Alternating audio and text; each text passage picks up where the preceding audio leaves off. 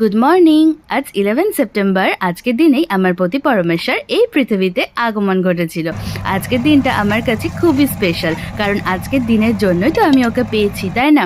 কিন্তু এই বছরটা একটু অন্যরকম। আমরা বাড়ির লোকজনদের ছেড়ে অনেক অনেক দূরে, তাই ভাবলাম ওকে একটু স্পেশাল ফিল করানো যাক আজকে। তাই ওর জন্য টিফিনে বানালাম লুচি আর আলু ভাজা। অফিস তো ছুটি পায়নি, অফিস তো যেতেই হবে, কিন্তু কি আর করা যাবে।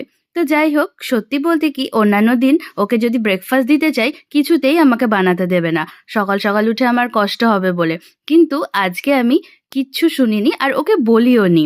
ও তো দেখেই সারপ্রাইজড হয়ে গেছে আর আমাকে বলে কি আমার বউটা পাগলি। সত্যিই আমি পাগলি, সবাই আমাকে তাই বলে। যাই হোক, আজকে সারাদিনটা আর কি করছি সবটাই আমি তোমাদের সাথে পরের ভিডিওতে শেয়ার করব। Stay tuned guys. এরপর ঝটপট করে আমি লুচি, আলু ভাজা আর একটু সোনপাপড়ি ওকে টিফিন কৌটোয় প্যাক করে দিলাম।